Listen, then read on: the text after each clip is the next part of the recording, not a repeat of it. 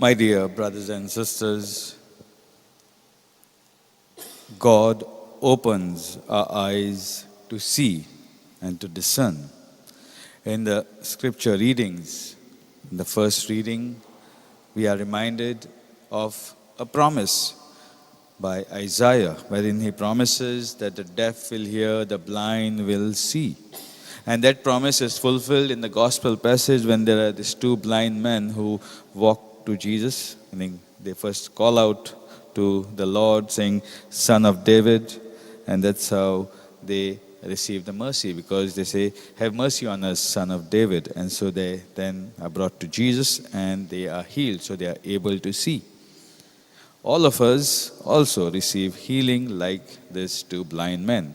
We are able to see, but not just with our outer eyes, our normal eyes that we see, but to see from the heart. So the inner or the spiritual eyes that we are called to open up. And that's why I said, God opens our eyes to see. Yes, we can all see, and that's why we have walked to this place, or we have come with our vehicles to this place.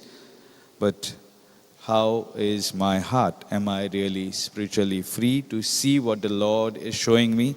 And that's why I added a dimension of discernment, because it's only when you are able to see how the Lord is leading you and guiding you, you'll be able to discern the choices that are before you. And so let us pray in this Eucharistic celebration, as the Lord always gives us choices, that we may choose what is good and right and just in the eyes of the Lord, so that our lives and lives of people around us become meaningful and fruitful. Amen.